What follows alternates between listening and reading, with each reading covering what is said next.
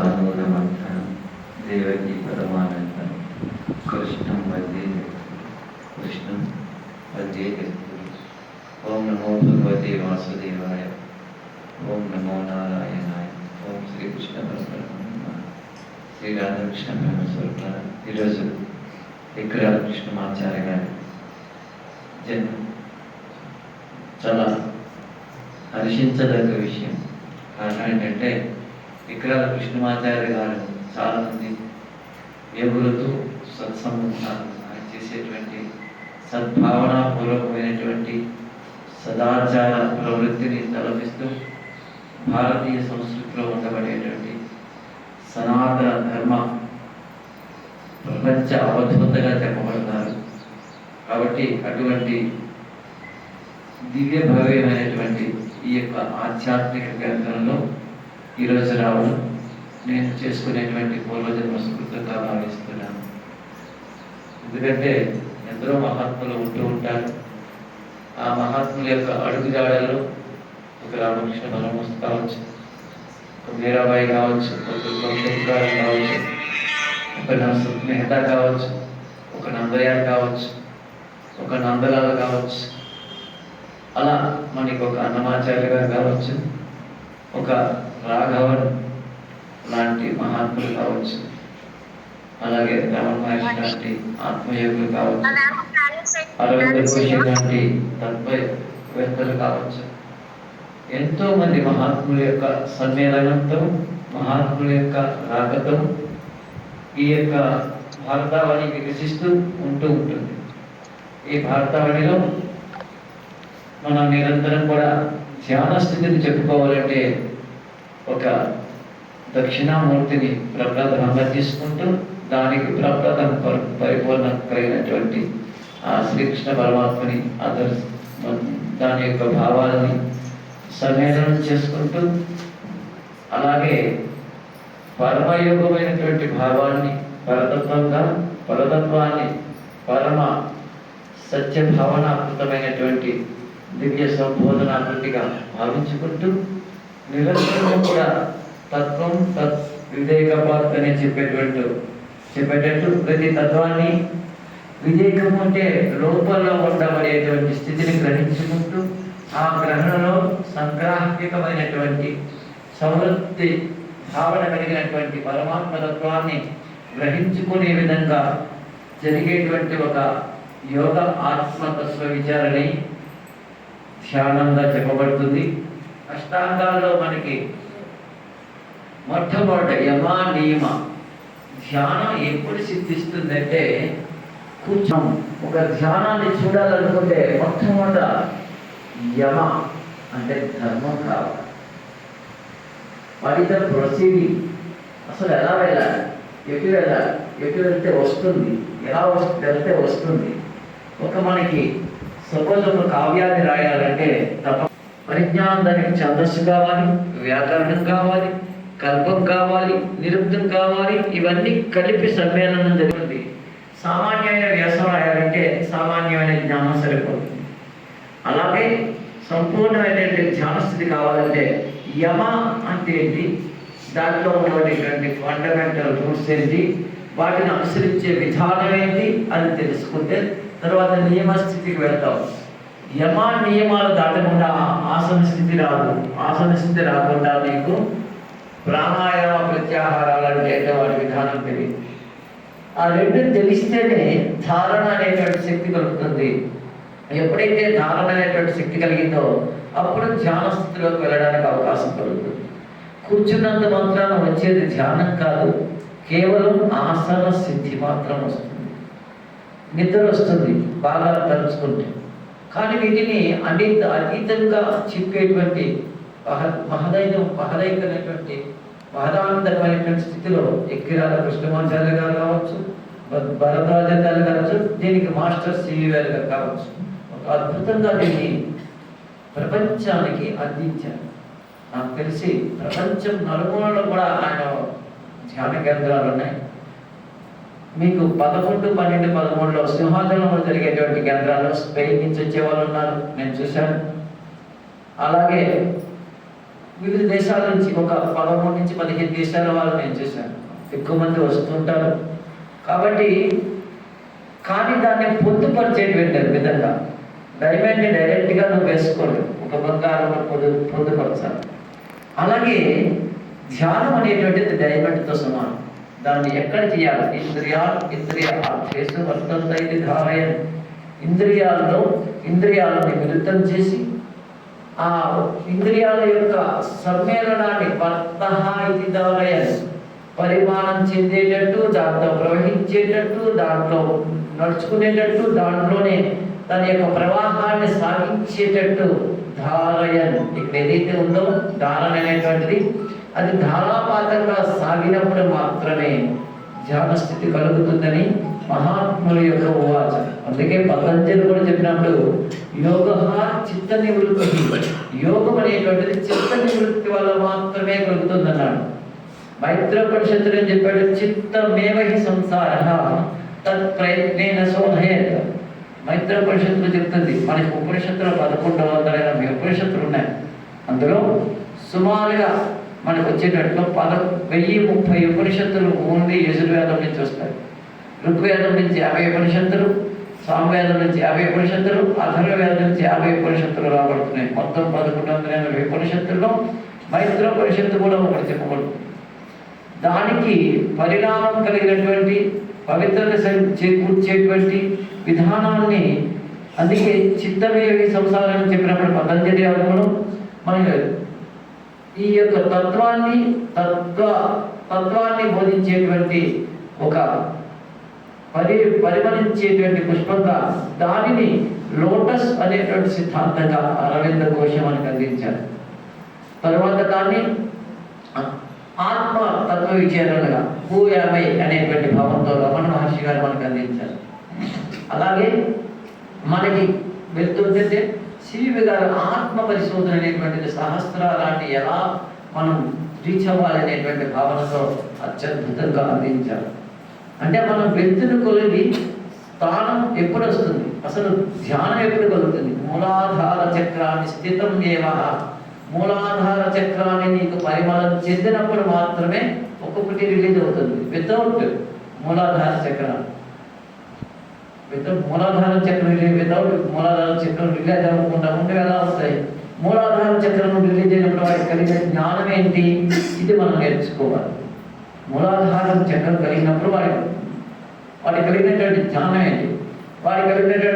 ఏంటి? శ్రవణ మహర్షి గారికి ఒక మూలాధార చక్రం రిలీజ్ అయినప్పుడు సుమారుగా కొన్ని సంవత్సరం పాటు పైగా ఆయన మెంటల్ డిప్రెషన్ అయ్యారు.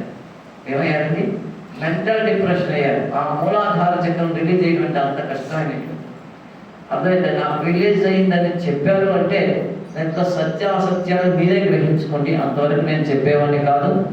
కాబట్టి మూలాధార చక్రం రిలీజ్లో అంతటి గొప్పతనం అర్థమైందమ్మా. దాని యొక్క ఏంటంటే మూలాధార చక్రం రిలీజ్ అయినప్పుడు డైరెక్ట్గా సహస్రారానికి అటాక్ అవుతుంది. మొదట డైరెక్ట్గా అది సహస్రారాన్ని మూవ్ చేస్తుంది. అంటే మధ్యలో చక్రాలు షట్చక్రాల్లో మొదట రిలీజ్ అవుతున్నప్పుడు కూడా సహస్రారానికి వెళ్తూ మధ్యలో ఒక్కొక్క అనాహత చక్రాలను తీసుకుంటూ ఆత్మశక్తి చక్రానికి వెళ్తూ అలా వెళ్తుంది అన్నమాట. కానీ దాని యొక్క రూల్స్ చెప్పినప్పుడు అది మాత్రమే ఒరిజినల్ ధ్యానం, దాన్ని మాత్రమే ధ్యానం ఉన్నాడు.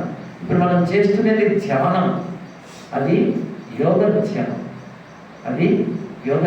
కేవలం ఒక స్థితమైనటువంటి స్థితిలో స్థితప్రజ్ఞతగా కూర్చోవడానికి ఒక దగ్గర మనం ఆసన సిద్ధి పొందుతున్నాం. ఏం పొందుతున్నామండి? మానసిక స్థితి మాత్రం పొందగలి. మానసిక స్థితి పొందేవాడి లక్షణం స్థిరత్వం, వారి యొక్క భావన వికాసం, అది విధానం వేరేగా ఉంటుంది. అలాగని మీరు చేయట్లేదని నేను చెప్పట్లేదు. ఆ భావన విధానం దానికి వేరేగా ఉంటుంది. అర్థమైందా? కాబట్టి మనం చేసేటువంటి దాంట్లో దానిని చేసి చూపించి అనుభవింపచేసినటువంటి ఎన్నో తార్కాణాలు ఉన్నాయి. శ్రీదేవి గారు, మాస్టర్ ఈకే కృష్ణమాచార్య గారు కావచ్చు, అలాగే భరద్వాచార్య గారు చూసి చేపించి తార్కాణాలు చాలా ఉన్నాయి. వాళ్ళు మహాత్ములు. వాళ్ళని మనం అనుసరించాలి. వాళ్ళని తలుచుకుంటేనే మనలో కొంత మానసిక స్థితి ఉప్పొంగుతుంది, రోమాంచితమవుతుంది దేహం. రోమాంచితం అవుతుంది. ఇందులో మనకి అందుకే చెప్పినటువంటి ధ్యానంలో ప్రతి దానికి కూడా మనకి భగవద్గీత తీసుకున్నాం. ఆయన చెప్పినప్పుడు ఆత్మ సంయమ యోగంలో 6వ అధ్యాయంలోనే మనకి ధ్యాన స్థితి చెప్పాడని చెప్పక్కర్లేదు. ఆత్మ సంయమ యోగం అంటే ధ్యానం. కానీ దానికి ముందుగా చెప్పాడు మనకి భగవద్గీతలో 5వ అధ్యాయంలో 27, 28, 29 శ్లోకాలు. ఈ 3 కూడా ధ్యానానికి సంబంధించినటువంటి శ్లోకాలు. స్పరిశాత్వ బహిర్బాహ్య చైవాంతరే భ్రువో అని చెప్పి మనకి 27వ శ్లోకాన్ని కర్మ సన్యాసయోగంలో మొట్టమొదటి శ్లోకాన్ని చెప్పడం జరిగింది. అలాగే 6వ అధ్యాయంలో మొట్టమొదట మనకి అనాశ్రిత కర్మఫలం త్యాగం. నువ్వు కర్మను చేసినట్టు ఆ ఫలాన్ని త్యాగం చేసి చెయ్యాలి. కర్మ చేసినట్టు త్యాగం కాదు, ఫలాన్ని తీసుకోకుండా మొదటే ఆ యొక్క కర్మను ఆశ్రయించకుండా సేవ చేయబడ్డాడు. లేదంటే చేసిన తర్వాత దాన్ని త్యాగం చేయమని చెప్పాడు. త్యాగం చేసేదేంటి, త్యాగం చేయబడేదేంటి, త్యాగం చేయడానికి ఉపయోగం ఏంటంటే అవి యమ, నియమ, ఆసన, ప్రాణాయామ, ప్రత్యాహార, ధారణ. ఇవి ఎక్కడి నుంచి వస్తాయి, ఎలా వస్తాయి, ఎక్కడి నుంచి సంపాదిస్తాయి? మనకి చెప్పబడేటువంటి రీతిలో ఇంతమంది మన కాళిదాసు గారు ధారణలో అత్యున్నతమైనటువంటి మహావ్యక్తి. కాళిదాసు గారు కావ్యాలు ఎందుకంటే అంత బాగా మనకి పునికి గుచ్చినటువంటిది ధారణాశక్తి. అంటే శరీరం అంతా ధారణ అంటే శరీరంలో అంగాంగం అంతా కూడా వేడితో నిండిపోయి ఉంటుంది. ఆ శరీరాన్ని ముట్టుకుంటేనే మన యొక్క చేతులన్నీ కూడా వణుకుతాయి, భస్మం అయిపోతాయి ఆయన తలుచుకుంటే. అంటే అంత స్థితిని పొందగలిగేటువంటిది. ఆ స్థితిని మనం ఒక్కసారి తలుచుకున్నప్పుడు గురుతుల్యంగా భగవత్తుల్యంగా ఉండబడేటువంటి ఈకే గారిని మీరు తలుచుకోవాలి. ఈకే గారి దాంట్లో ఉండేటప్పుడు దాన్ని తలుచుకోవాలి. అలాగే భగవంతుడు మనకి ధ్యానం చేసినప్పుడు స్వామీజీ 6వ అధ్యాయంలో ఉందంటే కాదు, 2వ అధ్యాయంలో కూడా చాలా సంబంధం ఉంది. 1వ అధ్యాయంలో కూడా అర్జున విషాదయాగంలో కూడా ధ్యానానికి సంబంధించినటువంటి శ్లోకాలు మీకు చెప్తాను. అందుకోసం ఏంటంటే ఒకదాన్ని సేనయోర్ ఉపయోర్ మధ్య స్థాపయం మే అచ్యుత అన్నాను. 2 సేనల మధ్య పెట్టమన్నాను. 2 స్థానాలు, 2 సేనలు అంటే ఏంటి? 2 సేనలు ఏంటి అసలు? సేనలు ఒకవైపు మంచి, ఒకవైపు చెడు, ఒకవైపు యుద్ధానికి ప్రతిపక్షం, ఒకవైపు స్వపక్షం. ఈ రెండింటి మధ్య జరిగేది ఏంటి? ఆత్మ సంఘర్షణ. నేను చేసేది ఏంటి, వాళ్ళు చేయబోయేది నాకు ఏంటి? ఈ రెండింటి మధ్య జరిగేది ఇంద్రియార్థేశం చెప్పారు. ఇంద్రియాలతో ఎలా మిళితం అవుతున్నాయి, ఇంద్రియాల్లో ఎలా కలుస్తున్నాయి, ఇంద్రియానికి ఉండబడేటువంటి సంబంధం ఏంటి, ఇంద్రియాన్ని ఇంద్రియముగా చూడగలిగే స్థితి ఏంటి, ఇంద్రియాన్ని పరమేంద్రియంగా చూసేటువంటి శక్తి ఎలా కలుగుతుంది, ఆ పరమేంద్రియం పరమాణువుగా ఎలా మారుతుంది, ఆ పరమాణువు పరతత్వంగా మారి పరమాత్మ స్వరూపం ఎలా గ్రహించుకుంటున్నాము అనేటువంటిది చెప్పుకునేటువంటిదే స్థితి ధ్యానం. దానికి సమాధి స్థితిని అష్టాంగ యోగాల్లో మనం చెప్పుకుంటుంటాం. అష్టాంగ సమాధి స్థితి దాటినటువంటి వాడు పరమాత్మ. ఎవరమ్మా? సమాధి స్థితి దాటినటువంటి స్థితి ఏదైతే ఉందో అదే పరమాత్మ.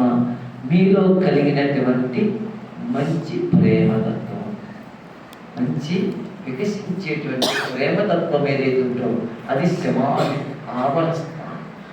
సమాధి ఆవరణస్థానం మనకి ఎలాగైతే అంతఃకరణ చతుష్టయం చెప్తున్నామో, తర్వాత అంతఃకరణ పంచకం చెప్తున్నామో, అంతఃకరణ పంచకము దాటేటువంటిది ఏదైతే ఉందో దాన్ని ధ్యానంగా, అంతఃకరణ పంచకంలో ధ్యానం ఉంటూ అంతఃకరణ పంచమ స్థితి దాటింది ఏదైతే ఉందో అది పరతత్వంగా, పరమయోగతత్వంగా చెప్పబడుతుంది. విపులీకరణ స్థితులు.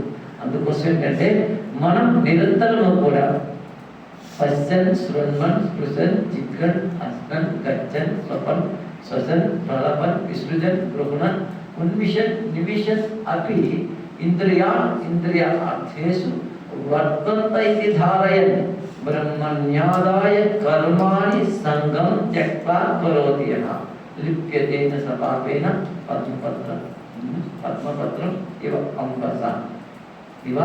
అంబస. ఏదైతే ఉందో ఈ స్థానాన్ని మనకి చెప్పుకునేటప్పుడు మీకు కొన్ని చెప్తాను. మనకేంటంటే ఉండబడేటువంటి స్థితిలో మనం ఏం చెప్తున్నాం? ఐదే చెప్తాం. ఏంటవి? పంచేంద్రియాలు. అసలు పంచేంద్రియాలు అనేటువంటి పంచ ప్రాణాలు అంటారు, కానీ మనకునే 10 ప్రాణాలు. ఈ 10 ప్రాణాలు ఏంటి? ఉప ప్రాణాలు అయి ఉన్నాయి 10 ప్రాణాలు. పంచ ప్రాణాలు, ప్రాణ వ్యానాలు అన్నీ కూడా ఇవేమో ప్రాణాలు. ఉపప్రాణాలు ఏంటంటే ఇప్పుడు ఉండబడేటువంటి స్థితిలో మొట్టమొదట మనం గ్రహించుకోవాల్సిన స్థితిలో మనకి ఈ యొక్క పంచభూతాత్మకమైన దేహములో నాభి నుంచి ఉండబడేటువంటి కిందకి ఉండబడేటువంటి స్థానాలన్నీ కూడా మనకి భూతత్వాన్ని సూచిస్తుంటాయి. భూతత్వం నాభిదైతే కింద ఉండబడేటువంటిది ఈ భూమి కింద ఉండేటువంటి స్థితిని చూపిస్తాయి. నాభి నుంచి మీద ఉండబడేటువంటిది కూడా అంటే భూలోక బహులోకాలు చూపిస్తుంటాయి. ఇక్కడి నుంచి అతల సుతల ఈ లోకాలు చూపిస్తూ ఉంటాయి. అతలం ఏంటి? సుతలం ఏంటి? అతలంలో మోక్షం లేదా? సుతలంలో మోక్షం ఉండదా?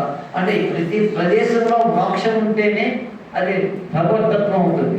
అతలలోకి వెళ్ళినా మోక్షం ఉంది, సుతలోకి వెళ్ళినా మోక్షం ఉంది, లాస్ట్కి భూలోక ఎక్కడికైనా సత్యలోకానికి వెళ్ళా ఉంది. కానీ సత్యలోక అవతల స్థితి ఎవరైతే ఉందో అది పరమాత్మ. మనకి అంతవరకు మాత్రమే చెప్పుకుంటున్నాం, సత్యలోకం వరకే భగవంతుడు ఉన్నాడు.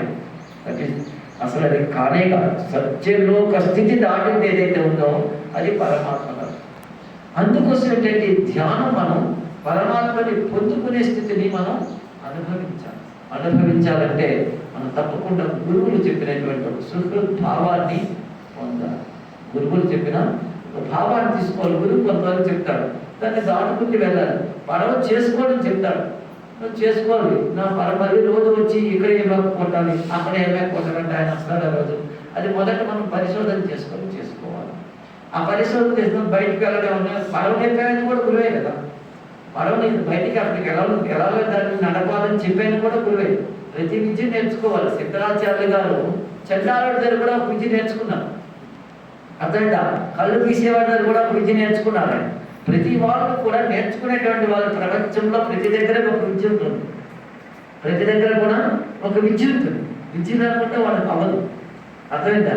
సర్వజ్ఞ పీఠంని శంకరాచార్య గారు అధిష్ఠించినప్పుడు ఒక ఆయన చెప్పులు కుట్టాయని వచ్చాడు. ఎవరండి? చెప్పులు కుట్టాయని వచ్చాడు. నువ్వు సర్వజ్ఞ ఎలాగవుతారు స్వామి, ఈ చెప్పులు కొట్టడం మీకు వచ్చా అని అడిగాడు. ఏమడిగాడు ఆయన? చెప్పులు కొట్టడం వస్తే అప్పుడే కదా సర్వజ్ఞ పీఠం అది అధిష్టానాన్ని కలుగుడు. అప్పుడు ఆయన వెంటనే తీసి ఆ చెప్పు తీసుకున్నాను, ఆ సూది తీసుకొని ఆయన ఎక్కడి నుంచి చేసేది చెప్పండి. ఐడియా ఉందని అడిగాడు మీకు? లేదు. మీకు ఆయన వెంటనే ఆ సూది తీసుకొని ముక్కుదారు ఇలా అన్నాడు. ముక్కుదారని ఇలా ఉంచుతున్నాను. వెంటనే ఆడు వచ్చి కాలు మీద పడ్డాడు. ఇంకా ఉంచకుండానే స్వామి మీరు సర్వజ్ఞులు అన్నాడు. అంటే చెప్పుల కుట్టి ఆయన చేత కూడా సర్వజ్ఞుడు. ఎందుకో తెలుసా? మీకు శరీరం అంతా శ్వేత బిందువులు ఉంటాయి. ముక్కు చివరి మాత్రమే బంక కలిగి ఉంటుంది. ఇక్కడ మాత్రమే, ఇంకెక్కడ బంకడం. మీరు చూసుకుంటే ఎక్కడున్నటువంటి తేమ, ఎక్కడున్నటువంటిది బంక ఎక్కడ ఉండదు. అది ఆయన గ్రహించారు. అందుకే శరీరంలో చెమట పట్టిన దానికి సుమారుగా 27 రకాల చెమటలు ఉన్నాయి బాడీలో. ఆపాద మస్తకం నుంచి కింద వరకు కూడా 27 రకాల చెమటల యొక్క స్థానంలో 27 రకాల చెమటలు వస్తాయి. మీకు చెమట పట్టిందని నాకు ఒక్క చెమటే ఎవరు చెప్పారు? నేను నా దగ్గరికి వస్తే వాటిని అన్ని నిరూపిస్తాను.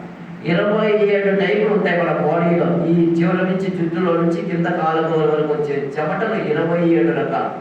ఎన్ని రకాలమ్మా? 27 రకాల చెమటలు ఉన్నాయి. ఎవరికైనా తెలుసా? దాన్ని అనుభవించేవాడికి తెలుస్తుంది. నేను హిమాలయాస్ వెళ్ళేటప్పుడు నేను 4-5 రకాల మంచులు చూశాను. మంచుల రకాలు. ఒక ఆయన వచ్చి ఇదే మంచులు కాదు స్వామి మహారాజీ ఓనే కింద అన్నాడు. 80-80 అన్నాడు. ఎన్నన్నాడు?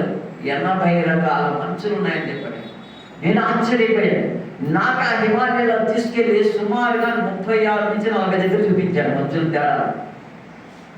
ఆ రకరకాల స్థలాలు చూపించి ఎక్కడి నుంచి నేను చూసిందంటే గోముఖ్ ఉంది. గోముఖ్ దాటి దగ్గర నుంచి బదరీ దగ్గర నుంచి ఏరియా మొత్తం తిరిగినప్పుడు ఆయన చూపించాడు మంచులో విధానాలు, ఆ మంచుకుంటే లక్షణాలు చూపించాడు. అతనికి తెలుసు కాబట్టి అలాగే ధ్యానం యొక్క లోతు ధ్యానం చేసేవాడికి తెలుస్తుంది. ఎవరికి తెలుస్తుంది? ధ్యానం చేసే లోతు ఆయనకి తెలిసింది కాబట్టి మీకు గురువు అయ్యారు. మీకే కృష్ణమాచార్య కావచ్చు, భారద్వాజ్ గారు కావచ్చు, సివివి గారు కావచ్చు. అంటే వారి పరిశోధన కాదు చేసింది, అనుభవించారు. ఏం చేశారమ్మా? అనుభవించారు. అనుభవించి అందులో అనుభవాత్మకమైనటువంటి దానిని తను పూర్తిగా పరిమళింపచేసేటువంటి ఈరోజు నాకు తెలిసి ఈ అంటే ఎంత, ఈ అంటే ఎంత, కే అంటే సంపూర్ణమైనటువంటి జ్ఞానం, ప్రపంచంలో ఉండేటువంటి జ్ఞానాన్ని పొందినటువంటి వాడు కాబట్టి ఈ కే కృష్ణమాచార్య గారికి మనం ఒక్కసారి హృదయపూర్వకమైనటువంటి ధన్యవాదాలు చెప్పి మీకు ధ్యానంలో కొంచెం పరిపూర్ణమైనటువంటి దాన్ని ఒక 10 నిమిషాలు చెప్పుకుందాం. ఎందుకంటే మీరు నన్ను మొట్టమొదటి క్షమించాలి పెద్ద మనసుతో. నేను 11 గంటలకే వద్దాం అనుకున్నాను. నా జపం అయ్యేసరికి 10-20 దాటించి అక్కడ మందిరికి ఇక్కడికే డైరెక్ట్ వద్దాం అనుకో మందిరానికి వచ్చామని అందరూ వచ్చారు. అక్కడ నుంచి ఎన్నిసార్లు చెప్పారు స్వామి అంటే, నేను ఎవరికైనా ఎక్కడికైనా వెళితే ఇప్పుడు నేను నేను సుమారుగా 120 సార్లు సినిమా చూస్తుంటాను. ఎన్నిసార్లు అంటే ఎప్పుడు ఇంట్రెస్ట్ ఉన్నా అందులో కొన్ని చేర్పులు ఉండొచ్చు. నాకు అది ఎందుకో చాలా ఇష్టం. భక్తుకారం అంటే కొన్ని మంచి ఏవైతే దేవుళ్ళు ఉంటాయో అప్పుడప్పుడు ఇంట్రెస్ట్ ఉంటే చూస్తాను. నేను చూడనని చెప్పను. నేను అలాగంటే ఇప్పుడు చిన్నప్పుడు నేను సినిమాలకు వెళ్ళలేదంటే చిన్నప్పటి నుంచి నేను కూడా సినిమాలు చూశాను. కానీ అన్ని చెత్త సినిమాలు చూడలేదు. నేను ఇంటర్మీడియట్ చదువుతున్నప్పుడు కూడా వాడికి కూడా సినిమాలకు వెళ్ళాను. మా ప్రిన్సిపాల్ పట్టుకున్నాడు, వాడు మహాత్ముడు. అంతేగాని తప్పపుచ్చుకునేవాడు మహాత్ముడు కాదు. అర్థమైందమ్మా? తప్పుని కప్పిపుచ్చుకునేవాడు మహాత్ముడు కాదు. అందుకే మనకి రామాయణమైన భాగవతమైన ఎవరు ఏది తప్పు చేసినా నిర్భంగా చెప్పేటువంటి గుణం మన పురాణ ఇతిహాసాల్లో మనం ఒక మహాత్ముడు తప్పు చేసినట్టు చూపిస్తారు. రాశారు. ఎవరైనా రాశారా? ఎవరైనా ఎక్కడైనా రాసి పెట్టారా? రాసి పెట్టారు. అందుకే ఆ మహాత్ముడి యొక్క పరంపర, మహాత్ముడైన నేను తప్పు చేశానని డైరెక్ట్గా చెప్పేవాడు. తప్పు చేసి ఇప్పుడు ఎవరైనా నేను తప్పు చేసి నేను చేయలే, ఎవరు చేశారో అనుకోకుండా జరిగిపోయిందేమో అంటారు. అర్థమైందా? అదేమీ కాదు ఇవన్నీ కూడా.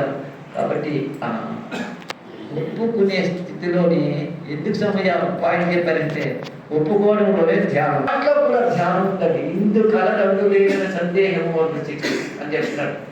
అలాగే ఇక్కడ ధ్యానం ఉంటే అక్కడ లేదని కాదు, ప్రతి దగ్గర ధ్యానం ఉంది. శ్రీకృష్ణ పరమాత్మ చేసి ప్రతి లీలా ధ్యానమే, ప్రతి లీలా సమాధి స్థానం దాటి ఉంది. రాముడు చేసే ప్రతి నడవడిక ధ్యానమే, రాముడు ఆచరించే ప్రతి విధానం సమాధి, రాముడు ఆచరించే ప్రతిదీ కూడా సమాధి దాటి ఉంది. ఇది ముందది లేదని చెప్పాడు. శివుడు ఉన్నాడు, ఆయన చేసేది ప్రతిదీ లేదే, ధ్యానమే. ప్రతిదీ చేసేది సమాధి, ప్రతిదీ ఆయన చేసేది సమాధి స్థానమే. అమ్మవారు ఉంది. ఎవరంటే అమ్మవారు అంటే నా దృష్టిలో ఏంటంటే ఇవన్నీ ఒకటే, అవసరాన్ని కొద్ది రూపాలుగా రూపాంతరం చేశాయి. అమ్మవారు ఒకే శక్తి, ఒకే పరమాత్మ అన్ని రూపాలుగా రూపాంతరం చెందాడు. ఎందుకంటే ఒక ఆదర్శమైనటువంటి ప్రాయాన్ని అందించడానికి, ఆదర్శమైన స్థితిని అందించడానికి, అందించే స్థితిని మనం పొందాలి. అంటే మనం మనసు, వాచ, కర్మణ్యం మూడింటిని మిళితం చేసి మనస్సుని, వాక్కుని, వాక్కంటే లోపల కదిలేటువంటి శబ్దాలు, అంటే లోపల మాట్లాడి ఇచ్చేటువంటి లోపల కదిలేటువంటి శబ్దాలు, మనస్సు, దాంట్లో ఇంద్రియాలన్నింటినీ కూడా చెప్పారు. ఎందుకంటే ఇంద్రియాలు మాట్లాడుతూ ఉంటాయి, లోపలికి మాట్లాడాలనుకుంటుంది. కాబట్టి దీన్ని కర్మణ, దాని లోపల ఉండేటువంటి భావాన్ని, కర్మ అంటే ఇక్కడ చేసే పని కాదు, లోపల కలిగినటువంటిది, మనస్సుకి వాక్కుకి కలిగేటువంటి సంకర్షంలో ఉండేటువంటి సముదాయాన్ని కర్మ అంటారు. ఈ సముదాయ సుహృద్భావం కలిగినటువంటి మళ్ళీ దీన్ని కర్మ అంటారు. పాపాలను చేసేదాన్ని కర్మ అంటారు, దీన్ని యోగ కర్మ అంటారు. దీన్ని కర్మగానే చెప్తాం. సుహృద్భావం కలిగినటువంటి దాన్ని, ఈ కర్మని మిళితం చేసి మనస్స, వాచ, కర్మణ్య ఈ మూడింటిని మిళితం చేసి మనం కూర్చునేది ఏదైతే ఉందో అది ధ్యానం. అది ధ్యానం అన్నారు. అది ధ్యానం. మీరు ఆ రూపాన్ని చూడవచ్చు, రూపాన్ని చూడవచ్చు. ఒకవేళ మీ గురువు గారిని కావాలంటే గురువు గారిని పెట్టుకోవచ్చు, లేకపోతే భగవంతుడు కావాలంటే రాముడు పెట్టుకోవచ్చు, కృష్ణుడు కావాలంటే వాడిని చిరుత రాష్ట్రాన్ని మనసులో పెట్టుకొని, లేదా వాళ్ళ పాదాలు మన హృదయంలో పెట్టుకొని, లేదు నేను నిర్మానుష్యమైనటువంటి ఆ నిర్మాతత్వాన్ని చూస్తుంటే దాన్ని చేసుకొని ఒక నిశ్చల స్థితిని పెట్టుకొని, ఓంకారం కూడా కాదు, ఓంకారం అతీత భగవన్. ఓంకారానికి శబ్దం ఎక్కడికి వస్తుంది? ఒకటి ఉంటే వస్తుంది శబ్దం, పెద్ద రాదు కదా. అందులో తిరిగిచ్చేసి ఇప్పుడు నువ్వు ఉన్నావు మౌనంగా ఉన్నావు, నువ్వు మాట్లాడితే శబ్దం వస్తుంది. ఎక్కడి నుంచి వచ్చింది శబ్దం? నీలో నుంచి వచ్చింది. అంటే ఒకరికి శబ్దం రావడానికి ఒక ఆధారం ఉండాలి కదా, మళ్ళీ లయం చేయడానికి ఒక ఆధారం ఉండాలి కదా. దీనికేదో ఒకటి ఉంది ఆధారం, దీనికేదో ఒక ఆధారం ఉంది. నేను కృష్ణుడు అంటాడు, ఆయన రాముడు అంటాడు, ఆయన ఈశ్వరుడు అంటాడు, ఆయన అమ్మవారు అంటాడు. ఎవరైనా మనకు అనవసరం. అదైనా అందుకే యోగ చిత్త నివృత్తి. అదైనా చిత్తమేవ సంసార తత్ ప్రయత్నేన శోధయ. దాని వైద్యోపనిషత్తు చెప్పిందని చెప్పాడు. దీనికే సవిజ్ఞానం, బ్రహ్మమీమాంసలో సవిజ్ఞానం ప్రకారం రాజులో ఉండేది భగవంతుడు కాదు, రాజుని భగవంతుడు కాదు, రాయి భగవంతుడు కాదు, రాజులో ఉండేది భగవంతుడు అని సింపుల్గా ఇచ్చారు. ఉదాహరణ చెప్పారు వ్యాసుడు. రాయికి దండం పెట్టడం అంటే వాళ్ళు ఎక్కడో మూఢంగా ఉంది. రాయికి మనం పెట్టట్లేదు, రాజులో ఉండబడేటువంటి ఆ తత్వానికి దండం పెడుతున్నాం, అది భగవం. రాజు నడిచి వచ్చే రోజులు లేవా? రాజు కూడా నడిచి వచ్చాడు. అర్థం ఏంటి? పరమాత్మ దృష్టితమై ఉన్నాడు, కానీ చూడట్లేదు. ఏం చూస్తున్నావు? రాయి బాగుందంట, విగ్రహం బాగుందంట, కానీ అందులో భగవత్ తేజస్సు బాగుందనట్లేదు. నేను చాలా మంది చూస్తున్నాను, భగవత్ తేజస్సు బాగుందని అన్నప్పుడు నీకు పరమాత్మ గోచరిస్తాడు. ఇలా ఉంటారు. ఇక్కడికి వచ్చి హాయిగా కూర్చుంది, ఇంటికి వెళ్ళినట్టు మన మామూలు వ్యాపారాలు. ఇక్కడ అభ్యాస, ఏదైతే నాకు శ్రేయస్సుని కలిగిస్తుందో జ్ఞానం, దాన్ని మాత్రమే అభ్యసిస్తా.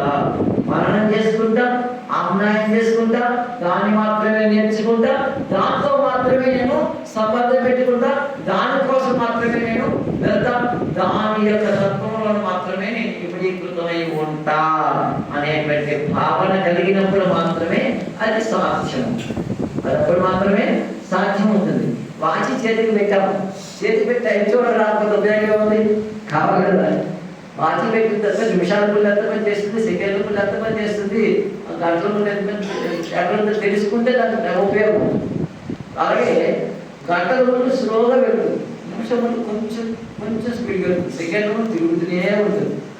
అలాగే యోగి అనేవాడు తిరుగుతూనే ఉంటాడు, యోగి జ్ఞానమైనటువంటి వాడు తిరుగుతూనే ఉంటాడు. నేర్చుకుందాము కొంచెం కుతూహలంగా నిమిషాలలో ఉంటాడు. అదేంటంటే వాడు గంటల ముందు అక్కడ ఆగే అర్థమైందా? అంటే ఒకే దాంట్లో ఒకే వాచ్లో మూడు పెట్టాడు, కానీ ఇంకొక దాంట్లో దాన్ని ఇంకోలా కూడా చేసి ధీరోధాత్మైనటువంటి వాడు ప్రశాంతంగా పడుతాడు. కొంచెం మార్క్స్ కొంచెం ఇబ్బంది లేవాడు, కొంచెం ఇబ్బంది కొంచెంగా తిరుగుతాడు. మానసికంగా ఆలోచనలు సెకండ్ల ముందు తిరుగుతూనే ఉంటాడు. అంతేగా, కానీ అక్కడ అలా చివరికి మనకి ఏదైనా సరే భ్రమణ పరిభ్రమణ అంటారు. భ్రమణ పరిభ్రమణ, భ్రమణ అంటే ఏంటి, పరిభ్రమణ అంటే ఏంటి? వీటిలన్నింటినీ కూడా మనకి నేర్పేటువంటి తత్వాన్ని గురు ఉపదేశం. దాన్ని ఏమంటారు? గురు ఉపదేశము, గురు యొక్క తత్వం. ఈ భ్రమణ పరిభ్రమం కాకుండా నిరంతరం కూడా స్థితి కారణం వీటిని ప్రబోధించి చెప్పేవాడు. ఈ గురుతత్వాన్ని ధ్యానం అని కూడా, గురుతత్వాన్నే ధ్యానము అంటాం. గురుతత్వం ధ్యానం అయిందంటే, గురు అంటే రుజు మార్గం, గురు అంటే రుజు మార్గం, రుజు మార్గమే ధ్యానం. అంటే ధ్యానం వేరే ఉందా? ఎప్పుడు ధ్యానం చెప్పాను. పశ్చన్, శృణ్వన్, స్పృశన్, జిగ్రన్, అస్టన్, గచ్చన్, సోమన్, స్వసన్, స్రవన్, విసృజన్, క్రోహణన్, ఉన్మిషన్, నిమిషన్, అపి ఇంద్రియాభ్యాసం చెప్పాము. నువ్వు పడుకున్నా, మాట్లాడుతున్నా, తింటున్నా, చదువుతున్నా, తాగుతున్నా, ఏం చేస్తున్నా అదే గుర్తుండాలి. ఇంకో విషయంలో నాకు వెళ్ళకూడదు. చివరికి వాసన పీల్చడం. వాసన పీల్చడం ఏంటండి అంటే ఆఘ్రానంలో మీకు ఎలా వస్తుందండి? వంటల రుచులు తెలుస్తాయి. స్వామీజీ మీకు చెప్తున్నాను, వంటల రుచులు తెలుస్తాయి కానీ